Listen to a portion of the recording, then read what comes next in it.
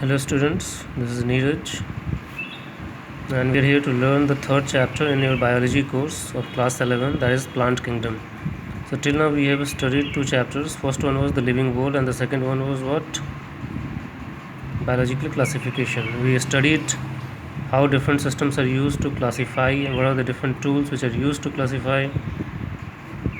Okay, and we also studied about first three kingdoms. Which one? Monera, in which we studied about bacteria and the archibacteria. Then we studied about Protista. It included chrysophytes, dinoflagellates, protozoans, euglenoids, and then fungi. And along with that, we studied viruses, viroids, prions, which are non-cellular structures, which are not included in any of the kingdom because they don't have a cellular structure. And the virus is of particular interest. That is a link between living and non-living, because inside the host it acts as living, but outside the host it's just a crystal form, non-living. So let's move on to the fourth kingdom, that is the plant kingdom. That is kingdom Plantae, which we had said during the classification. This kingdom Plantae has 5 classes. One is algae, bryophytes, pteridophytes, gymnosperms and angiosperms. Okay, 5 classes हैं. To classify different plants and put them into different classes of plant kingdom, lots of systems have been developed, particularly with respect to the angiosperms. The angiosperms are the most advanced plants, the one which we see mostly around us. जो भी आम अमरूद जो भी कुछ भी देखते हो, they are all angiosperms. They are the most advanced form of what? Plants. जैसे कि हम लोग हैं, most advanced form of animals, kingdom animalia का, एनिमल किंगडम के. तो उसी तरीके से जो बड़े बड़े प्लांट्स आप देखते हो, they are the most advanced forms of plant kingdom. बहुत सारे सिस्टम यूज़ किए थे, जैसे कि पहला था आर्टिफिशियल सिस्टम. नेम ही क्या है? Artificial system. जो चीज़ें बस दिखती हैं, ठीक है.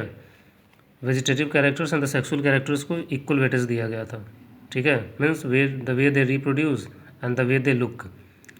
सिंपल सा सिस्टम था, लीनियस ने दिया था इसे. कहने का मतलब है मॉर्फोलॉजिकल कैरेक्टर्स ज़्यादा ध्यान दिया गया था कि प्लांट बड़ा है या छोटा है, ये सब चीज़ें यूज़ करके, और उसको अलग अलग क्लास में पुट कर दिया गया था. सो एनीवेज इसको फेल होना ही था, क्योंकि सिर्फ दिखने से नहीं होता है. जैसे कि आप देखोगे एक छोटा सा ग्रास, वो क्या है? वो भी एंजियोस्पर्म में ही आता है. और एक बड़ा सा यूकेलिप्टस ट्री 100 मीटर से ऊपर, वो भी क्या है? एंजियोस्पर्म में ही आता है. लेकिन अब आर्टिफिशियल सिस्टम के हिसाब से जाओगे तो उसे कुछ और बोलेंगे, ठीक है. तो एनीवेज ये सिस्टम बहुत ज़्यादा फेवरेबल नहीं था. दूसरा था नेचुरल क्लासिफिकेशन सिस्टम, थोड़ा सा एडवांस था. बेंथम एंड हुकर नाम के साइंटिस्ट थे, इन्होंने दिया था इसे. इसमें नेचुरल एफिनिटी को ध्यान में रखा, मतलब दो ऑर्गेनिजम्स या कितने भी ऑर्गेनिजम्स हो, उनके बीच में क्या सिमिलैरिटी है based on their internal cellular structure. Cell structure को, एनाटॉमी मीन्स सेल को अंदर क्या क्या कंस्ट्रक्शंस है, एम्ब्रायोलॉजी मीन्स किस तरीके के एम्ब्रायो बनते हैं उसके अंदर, मतलब जाइगोट बनता है, जाइगोट से एम्ब्रायो, फिर उससे फुल प्लांट डेवलप होता है. तो उसी बीच वाले स्ट्रक्चर क्या बोलते हैं? एम्ब्रायो. तो एम्ब्रायो से प्लांट का डेवलपमेंट बनना इज कॉल्ड एम्ब्रायोलॉजी. तो उसका स्टडी करना कैसे वो डेवलपमेंट होता है. In the phytochemistry means plant के अंदर कितना भी केमिकल चेंजेस हो रहे हैं, क्या क्या मेटाबॉलिक रिएक्शंस हो रहे हैं, ऑल चीज़. तो ये थोड़ा सा एडवांस्ड फॉर्म था एंड बेटर था. ऑफ कोर्स ये सब चीज़ें हमें ध्यान रखना चाहिए. जैसे सेल स्ट्रक्चर पर ध्यान रखेंगे तो हमें पता लगेगा कि समथिंग इज़ यूकैरियोटिक और prokaryotic, it has cellular structure और tissue structure. Okay, all this things. And the next one, the better one is the phylogenetic system. Phylogenetic का मतलब तो क्या होता है? आपने क्लास 10 में पढ़ा होगा. फाइलोजेन मीन्स इवोल्यूशन.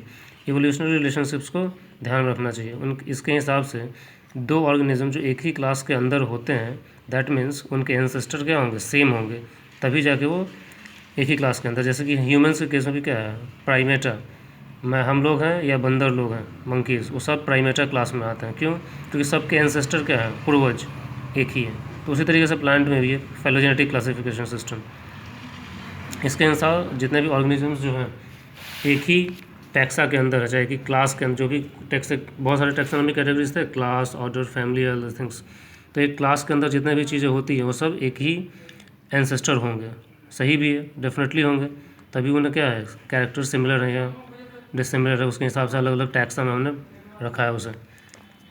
अब बहुत सारे टूल्स होते हैं आजकल जो यूज़ किए जाते हैं क्लासिफिकेशन करने में। तो पहला टूल जो है न्यूमेरिकल टैक्सोनॉमी। नाम ही क्या है, न्यूमेरिकल, मतलब कुछ नंबर से रिलेटेड है। सपोज़ करो एक नया प्लांट वगैरह कुछ मिला, ठीक है, उसके कुछ कैरेक्टर्स, उसका लीव्स कुछ ऐसा दिखता है, रूट्स ऐसा है, स्टेम्स ऐसा है, हर एक चीज़ है, ठीक है। अभी इन सब को कुछ नंबर दिया जाता है। सपोज करो 1 2 3 4 5 6 कुछ नंबर्स दिया जाएगा, और नंबर दे के इन सब की दुनिया में जितना भी एग्जिस्टिंग डेटा है उससे मैच करवाया जाता है। कंप्यूटराइज्ड मैचिंग की जाती है, ठीक है। जब मैचिंग की जाती है तो वो किसी न किसी से मैच करेगा, ठीक है। अब जिससे वो मैच करेगा, कंप्यूटर ऑटोमेटिकली उसको उस क्लास के अंदर पुट करने के लिए सजेशन देता है। जब वो सजेशन देता है तो उसके बाद फिर मैनुअली उसको स्टडी किया जाता है और फिर कंफर्म किया जाता है कि कंप्यूटर ने जो सजेस्ट किया है वो सही है या गलत। मोस्ट ऑफ द टाइम्स इसके प्रेडिक्शन 99% सही होते हैं। So that is what I have written. Computerised data generate किया जाता है और जितने भी ऑब्जर्वेबल कैरेक्टर्स होते हैं उन सबको नंबर कोड देते हैं और उसको इक्वल वेटेज देते हैं। इक्वल वेटेज मीन्स ऐसा नहीं कि हम बोलेंगे कि लीफ ऐसा है तो चलो ये ऐसा होता होगा, नहीं। लीफ को ही सिर्फ नहीं देखेंगे, ट्री के स्टेम को भी देखेंगे, रूट को भी देखेंगे, हर एक चीज़ का स्टडी किया जाता है। मतलब हर एक चीज़ को इक्वल वेटेज दिया जाएगा, ठीक है। दूसरा साइटोटैक्सोनॉमी, मतलब साइटो मीन्स क्या होता है, सेल्यूलर, साइटोप्लाज्म के अंदर का पार्ट। तो साइटोप्लाज्म के अंदर मोस्टली सेल ऑर्गेनेलीज कैसे हैं, पार्टिकुलरली क्रोमोसोम का नंबर क्या है, स्ट्रक्चर क्या है, बिहेवियर। क्रोमोसोम और what, chromosomes are the carriers of genes, जो कि कैरेक्टर को कैरी करते हैं, ठीक है। ये हम पढ़ेंगे आगे हम लोग, ऐसे थोड़ा बहुत आइडिया आप लोगों को क्लास 10 में भी होगा, मिला होगा। They carry genes and genes are what, they code for characters. हमारे आँख, नाक, कान, स्किन कलर, जो कुछ भी है, हमारा उठना बैठना बोलना सब कुछ जीन से डिसाइड होता है। तो उसका स्टडी किया जाता है। तो ऑफकोर्स उसका स्टडी करना इज़ बेटर। केमोटैक्सोनॉमी, किस टाइप का केमिकल रिएक्शंस ऑर्गेनिज्म के अंदर हो रहा है, all this things are studied. और ये सारे टूल्स हेल्प करते हैं इस तरह की क्लासिफिकेशन में प्लांट्स के, और उसको फिर इन पांचों में से किसी एक कैटेगरीज में उन्हें फिट करते हैं। So let's start and first we will study about the what, algae.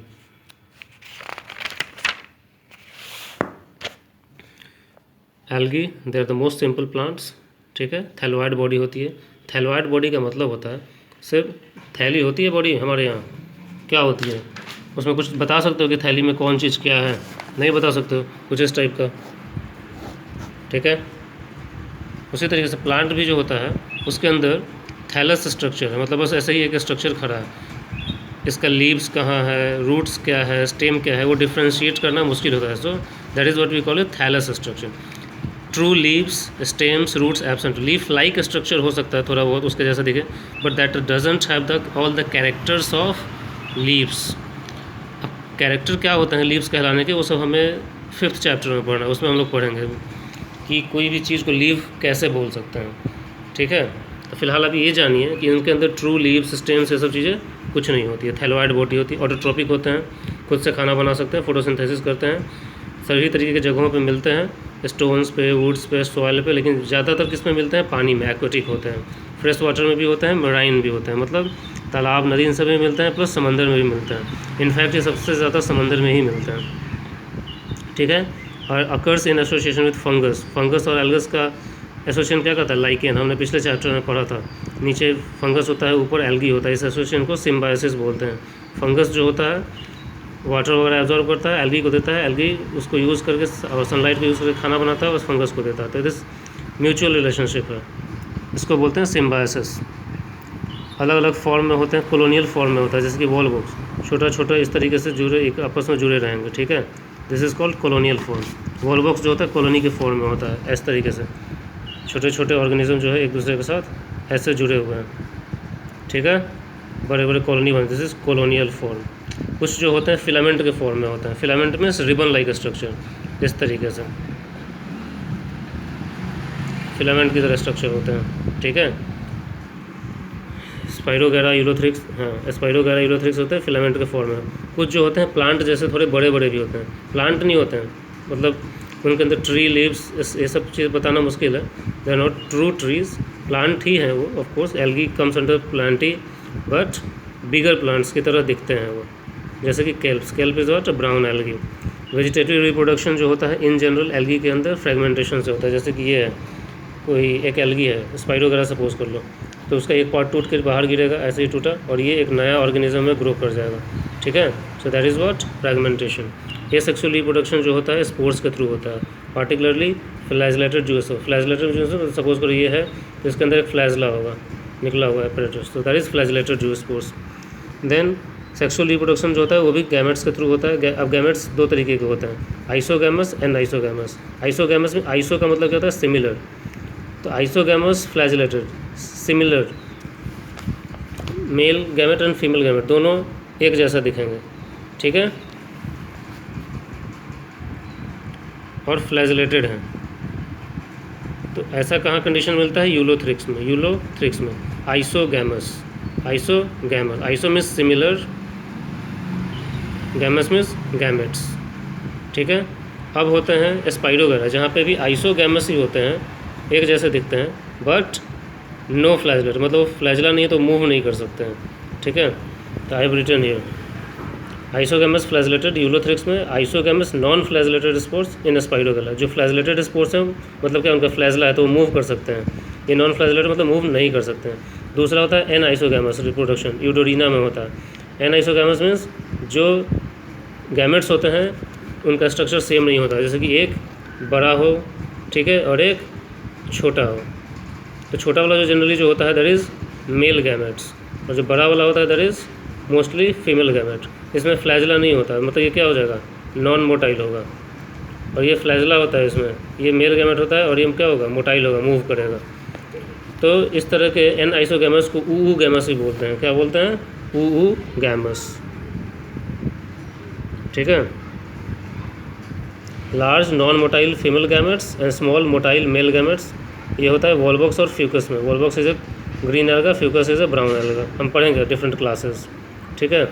अभी जो एल्गी होते हैं दुनिया का 50% से ज़्यादा CO2 फिक्सेशन खुद से करते हैं। मैंने बताया जैसे समंदर में भरे पड़े होते हैं, तो दुनिया में जितना भी CO2 फिक्सेशन होता है, मतलब क्या, फोटोसिंथेसिस होता है, वो 50% जो होते हैं एल्गी ही कैरी आउट करते हैं। पिछले चैप्टर में याद है हमने पढ़ा था, प्रोटिस्ट में एक डायटम्स था, वो भी बहुत सारा करते हैं। तो डायटम्स एल्गी मिलके बहुत सारा, अकेले एल्गी जो होता है more than 50%, half of the old CO2 fixation जो होता है यही लोग करते हैं, ठीक है। और ये जब ये करते हैं दैट मीन्स कि खाने जो फूड साइकिल, फूड चेन जो बनेगा एक्वाटिक एनिमल्स का, वो सब इस पे ही डिपेंडेंट होगा। बहुत सारे एल्गी ऐसे होते हैं जिनको खाया भी जाता है, फूड के सोर्स की तरह काम करते हैं, जैसे कि लैमिनेरिया, सैरगेसन, पोरफाइरा, ये सब के सब मोस्टली क्या हैं, ब्राउन एल्गी हैं, ठीक है। इसी में खाने में ये बताता हूँ, एक ग्रीन एल्गी होता है क्लोरेला, इसका यूज़ किया जाता है फूड सप्लीमेंट, किसके द्वारा, जो स्पेस ट्रैवलर होते हैं, जो ऊपर जाते हैं स्पेस में, वो लोग क्लोरेला नाम का एल्गी कैरी करते हैं अपने आप के साथ। ये जो क्लोरेला होता है ना, इसलिए कैरी करते हैं, this is rich in protein, protein rich होता है ये, प्रोटीन रिच। तो ऊपर खाने पीने जो ट्रैवलर्स जाते हैं उनके खाने पीने की प्रॉब्लम ना हो, इसलिए ये लेके जाते हैं उसे। दूसरा चीज़, दो substance Elgin and carrageen. Elgin जो होता है और कैरागिन दोनों हाइड्रोक्लोराइड्स हैं, हाइड्रोक्लोराइड्स। हाइड्रोक्लोराइड्स का मतलब होता है एक ऐसा सब्सटेंस जो वाटर को होल्ड कर सके, एब्जॉर्ब कर सके, वाटर को रिलीज़ ना होने दें, तो इसको यूज़ किया। एल्जीन जो होता है ब्राउन एल्गी से मिलता है, कैरागिन जो होता है रेड एल्गी से मिलता है। इन सब का यूज़ क्या कहता है, हाइड्रोक्लोराइड्स वगैरह को ट्रांसपोर्ट वगैरह करने में, जो समंदर से कोई चीज़ें जा रही हैं या फिर कोई चीज़ पेस्ट करना हो जो वाटर को एब्जॉर्ब कर सके, सो हाइड्रोक्लोराइड्स का यूज़ करते हैं। लेबोरेटरी में जाओगे तो क्या होता है, पेट्री डिश होते हैं, उस पर नए नए बैक्टीरिया वगैरह सबको ग्रो करवाया जाता है। तो ग्रो जब करवाते हैं तो इनको खाने पीने के लिए कुछ चाहिए, न्यूट्रिएंट मीडियम। ये जो न्यूट्रिएंट मीडियम होता है एक सब्सटेंस का मिल के बना होता है, जिसको हम बोलते हैं अगर, या फिर दूसरा नाम भी यूज़ करते हैं अगर। ये अगर जो होता है वो भी आइसक्रीम वगैरह में मिलता है, जेलीज़ वगैरह में मिलता है, ये थोड़ा जेलीज लाइक सब्सटेंस ही होते हैं। इनके ऊपर जब अगर जो होता है ना, उसको अंदर थोड़ा पानी मिला दोगे तो थोड़ा सा वो क्या हो जाएगा, स्टिफ हो जाएगा, जेली टाइप का स्ट्रक्चर हो जाएगा, थोड़ी देर बाद सूख जाता है, बहुत ही उस पर बैठ जाएगा स्ट्रॉन्ग तरीके से, ठीक है। तो लेबोरेटरी में इसको यूज़ किया जाता है ग्रोथ मीडिया की तरह। आइसक्रीम्स में, जेलीज़ में दो red algae, Gelidium and Gracilaria, Gelidium and Gracilaria, ये दोनों ही है जो सबसे ज़्यादा सोर्स हैं किस चीज़ के, अगर देने के, ठीक है। तो this was the general introduction character of what, algae. अब एल्गी जो होते हैं 3 क्लास में डिवाइडेड है, क्लोरोफाइसी मतलब green algae, phaeophyceae means brown algae and rhodophyceae means red algae, ठीक है। So will move to the next video जहाँ पे हम पढ़ेंगे कि अलग अलग क्लासेस क्या हैं एल्गी के। Thank you.